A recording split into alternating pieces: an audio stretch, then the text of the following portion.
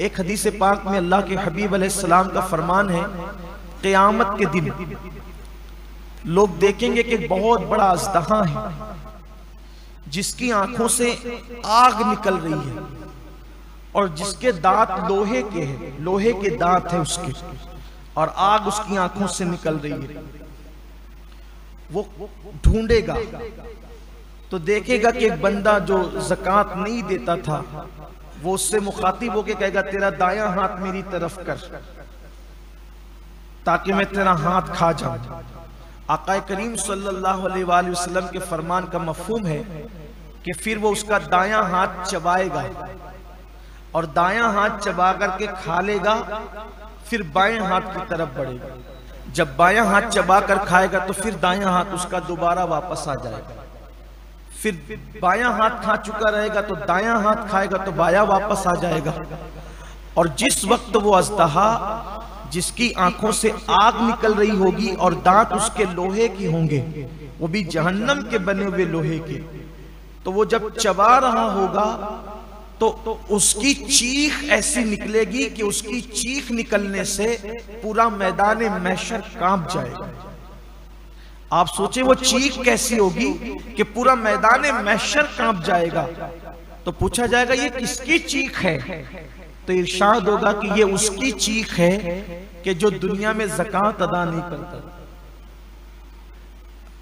मैदान महशर कोई छोटा मोटा तो नहीं होगा, हमारे खेल के ग्राउंड की तरह या हिंदुस्तान के मैदानों की तरह तो नहीं होगा। मैदान महशर अव्वलीन और आखिरीन सब जमा होंगे, उसकी चीख कितनी बुलंद होगी उस दिन के पूरा मैदान महशर कांप जाएगा। कितनी दर्दनाक चीख होगी ज़कात नहीं देने वालों का। अच्छा, ये किसी मौलवी की डराने की बातें नहीं है, न किसी सियासी लीडर का कौल है, ये सादिकुल वादुल अमीन का फरमान है, जिसने अपनी जिंदगी में कभी अपनी मर्जी से कलाम ही नहीं किया। ज़बान उनकी है, कलाम खुदावंद कुद्दूस का है। तो जो वो शख्स जिसका वो हाथ चबा करके खा रहा होगा, वो अज़दहे से पूछेगा तू कौन है, तो कहेगा कि मैं तेरा माल हूं, तू मुझसे मोहब्बत करता था लेकिन मैं तुझसे मोहब्बत नहीं करता, बचा बचा के रखता था। आज माल ही की मोहब्बत में लोग ज़कात नहीं देते। कुरान मुकद्दस से खूबसूरत सा वाक़या याद आता है जिसको कुरान ने खुद बयान किया है और मुफस्सिरीन ने भी उसका जिक्र किया है। माल इंसान को कितना नीचे गिराता है, कितना घटिया सोच पैदा करता है इंसान की माल। मुफस्सिरीन फरमाते हैं कुरान मुकद्दस की तफसीर में कि मूसा अलैहिस्सलाम का एक कजिन था, कुछ लोगों ने उसको खालाजाद भाई करार दिया है, लेकिन एक करीबी रिश्ता बताया है। उसका नाम था कारून, और कारून जो था वो बहुत बड़ा दौलतमंद आदमी था, मालदार आदमी था कारून, और वो तौरेत का बहुत बड़ा कारी था वो, यानी उसकी आवाज इतनी खूबसूरत थी, इतना पढ़ा लिखा बंदा था वो मूसा अलैहिस्सलाम की कौम में कि जब मूसा अलैहिस्सलाम तौरेत सुनना चाहते थे किसी अच्छी आवाज वाले से तो कारून से कहते थे तू पढ़, और कारून तिलावत करता था तौरेत शरीफ की, और मूसा अलैहिस्सलाम उससे तौरेत सुनना पसंद करते थे। यानी इससे पता चला कि रिश्ते में भी मूसा अलैहिस्सलाम का करीबी है और दीनदार भी है। भाई बेदीन से तो हजरत मूसा तौरेत नहीं सुनेंगे ना, यानी किस शान का आदमी था कारून, आप पहले ये समझ लें। लेकिन अल्लाह ने उसको बहुत दौलत दी थी, माल उसके पास इतना था, दौलत उसके पास इतनी थी कि उसकी तिजोरियों की चाबियां कई जानवरों पे लाद कर लाई और ले जाई जाती थी। इससे अंदाजा होता है कि जिसके पास चाबियां इतनी होगी तो तिजोरियां कितनी होगी, और जब तिजोरियां इतनी है तो माल कितना होगा। उस दौर में बहुत माल होगा उसके पास। कुरान ने बयान किया कि वो बहुत मालदार था। अब अल्लाह का हुक्म आया मूसा अलैहिस्सलाम पर कि आप अपनी कौम से कहे कि वो ज़कात अदा करे। ज़कात देना है 2.5% माल से। तो मूसा अलैहिस्सलाम ने अपनी कौम से कहा कि भाई अब अल्लाह का ये कानून आया है कि जो मालदार लोग हैं वो अपने माल से गरीब लोगों को 2.5% ज़कात निकालेंगे। तो छोटे मोटे मालदार लोग थे, उन्हें तो कोई प्रॉब्लम ही नहीं था, उन्होंने तो देना ही था। सबसे बड़ा जो मालदार था वो कारून था। कारून ने कहा कि मैं कल सोच के बताता हूं। ये सोच के बताना ये शैतानी चक्कर। मुसलमान की जिम्मेदारी है, अल्लाह के और उसके रसूल का फरमान आ गया, कोई सोच नहीं, कोई फिक्र नहीं, कुछ नहीं, हुक्म आया सरे तस्लीम खम, वरना अंजाम बुरा है। तो कहा मैं सोच के बताता हूं। फिर वो गया घर, सोचने लगा इतनी दौलत, उसका 2.5% कितना होगा। जैसे आज करोड़पति लोग कहते हैं ना, लाखों निकल जाएगा मेरा, लाखों। अरे करोड़ों तो दिया अल्लाह ने है ना, लाखों निकला तो तूने दिया क्या। और उस पे वादा भी है, एक देगा तो मैं कम से कम 10 दूंगा, कम से कम 70 दूंगा, 700 दूंगा, और अगर नियत में और खुलूस है तो मैं तुझे बेहिसाब बताता हूं। मिलना है वो दुनिया में ही वापस, दुनिया में पहले मिलेगा, आखिरत में तो मिलना ही मिलना है।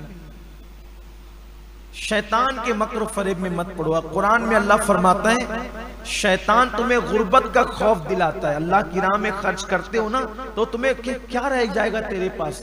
अरे क्या रह जाएगा, क्या उसका करम होगा तो जिसने इतना दिया है, जब उसकी राह में दोगे तो वो और अता करेगा। मैंने एक बहुत बड़े बुजुर्ग को ये बात कहते हुए सुना है कि देने वाला कभी गरीब नहीं होता, बस अच्छी नीयत से वो अल्लाह की राह में देना शुरू करे, कभी गुर्बत उसके पास नहीं आएगी। फिरौन पर अल्लाह ने अजाब नाजिल नहीं किया उस वक्त तक जब तक फिरौन भूखों को खाना खिलाता रहा। सामरी जिसने बछड़ा बनाया था, पीतल का बछड़ा, और जिसने शिर्क को गोया के आम करने में बनी इसराइल की मदद की थी, पूरी कौम पे अजाब आया, सामरी पर नहीं आया। हजरत मूसा अलैहिस्सलाम ने कहा अल्लाह ये तो बड़ा मुनाफिक है, बछड़ा तो इसी ने बनाया था, ये ना बनाता तो लोग उसकी पूजा क्यों करते। अल्लाह ने फरमाया हम जानते हैं कि बड़ा मुजरिम ये है, लेकिन इसकी खुसूसियत है ये गरीबों पे खर्च करता है, गरीबों पे खर्च करता है, इसलिए काफिर होने के बावजूद भी हमने इसका अजाब मुअख्खर कर दिया। अजाब तो देंगे लेकिन जल्दी नहीं देंगे, क्योंकि लोगों पे खर्चा करता है। आप सोचे अगर काफिर खर्च करे गरीबों पर तो उसका भी अजाब मुअख्खर होता रहता है, मोमिन खर्च करे तो उससे अजाब क्यों कर मिल सकता है।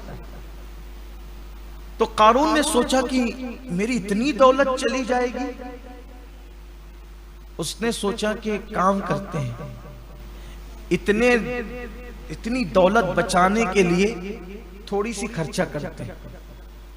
और उसके दिमाग में एक शैतानी प्लान आया, तो वो एक बदकार औरत के पास गया और उस बदकार औरत को कहा कि कल जब दिन में मूसा अलैहिस्सलाम अपनी कौम के सामने खिताब फरमाएंगे, ज़कात का कानून बयान करेंगे, तो तू खड़ी होना और मूसा अलैहिस्सलाम पे माज़ अल्लाह सुम्मा माज़ अल्लाह ज़िना का इल्जाम लगा।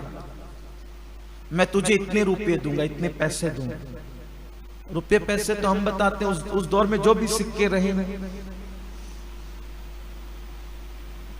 लेकिन तुझे ये कहा। उसने कहा क्या मैं अल्लाह के नबी पे बदकार थी, लेकिन बेगैरत कारून की तरह तो न थी कि दौलत के नशे में उसने इतना बड़ा फैसला कर लिया। उसने कहा मूसा अलैहिस्सलाम पे मैं कहा कि मैं जितना कहता हूं कर, तुझे मुंह मांगी कीमत दूंगा। फिर दौलत की बात आई तो वो भी जिस्म फरोशी के साथ साथ उसने जमीन भी फरोश कर दी। जब सुबह हुई, मूसा अलैहिस्सलाम की महफिल फिर सजी। इससे पहले कि ज़कात का उन्वान निकलता कारून खड़ा हो गया। एक मसला पूछना है, अगर कोई जिना करे शादीशुदा, उस पे क्या सजा होगी।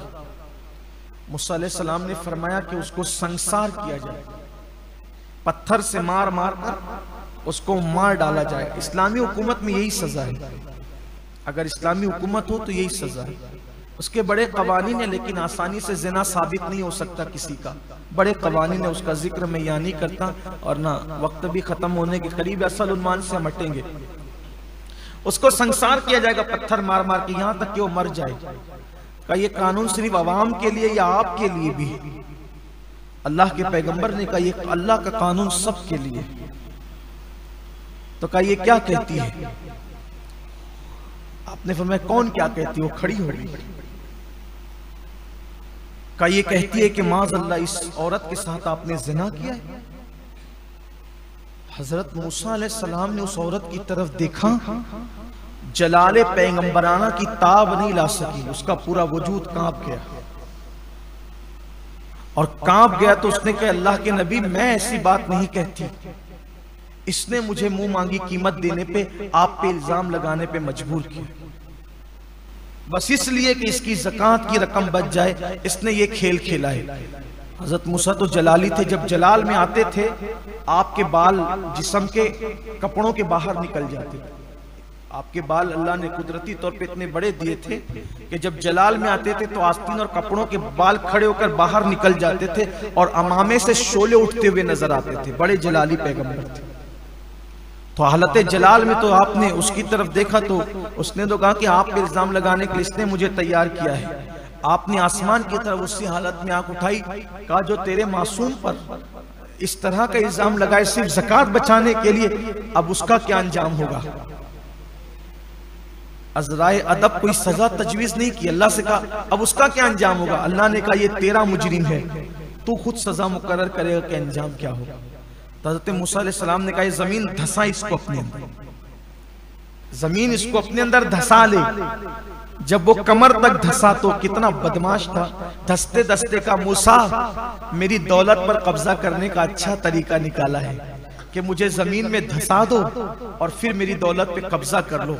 अल्लाह के पैगंबर ने कहा जमीन रुक जा, और फिर हुक्म दिया कि इसकी दौलत को इसके सर पे रख दिया जाए, यानी अब अज़ाब और बढ़ जाए। फरिश्तों ने उसकी जितनी तिजोरियां, उसकी जितनी दौलत थी सब उसके सर पे रख दिया। अभी तो ऐसे ही धस रहा था बगैर वजन के, नबी से मुंह चलाने की सजा ये मिली कि उसकी सारी दौलत उसके सर पे रख दी गई और उसी हालत में वो धस रहा। अल्लाह के रसूल अलैहिस्सलाम ने जब अपने दौर में बयान फरमाया तो फरमाया कि अभी भी वो जमीन में धस रहा है। और बाज़ बुजुर्गों ने फरमाया कि रसूलुल्लाह ने फरमाया अभी भी धस रहा है तो अभी भी धस रहा है। ज़कात न देने का अंजाम, और ज़कात न देने की बुनियाद पे माल की मोहब्बत ने उसको पहुंचाया किस मंजिल पर। आज हमारे यहां भी यही हो रहा है, लोग ज़कात नहीं दे रहे। हदीस पाक में आया है, अल्लाह के रसूल अलैहिस्सलाम फरमाते हैं कि जब लोग ज़कात को तावान समझने लगे, बादशाह के यहाँ जो टैक्स देते हैं तो वो टैक्स देना लोगों को बुरा लगता है, अच्छा नहीं लगता। हुकूमतों को टैक्स देना लोग खुशी से, कोई नहीं देता खुशी से उसको। तो आका अलैहिस्सलाम फरमाते हैं जब ज़कात को लोग तावान समझेंगे, तावान, उस वक्त मेरी उम्मत पर मुसीबतें ऐसे बरसेगी जैसे काली रात में जब बादल उमट आते हैं तो कैसे छमाछम बारिश बरसती है जोरदार, वैसे मेरी उम्मत पर मुसीबतें आएगी। यानी बारिश के कतरे नहीं मुसलसल टपकते रहते हैं, एक के बाद एक के बाद एक के बाद। तो एक मुसीबत खत्म नहीं होगी तो दूसरी, दूसरी नहीं तो तीसरी, तीसरी नहीं तो चौथी।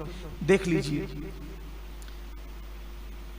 4-4 महीने कारोबार बंद कर सकते हैं लेकिन 2.5% ज़कात नहीं निकाल सकते। लाखों लाख रुपया लोग लेकर के भाग जाएं, ज़कात नहीं निकालेंगे, खुश दिली से नहीं निकालेंगे।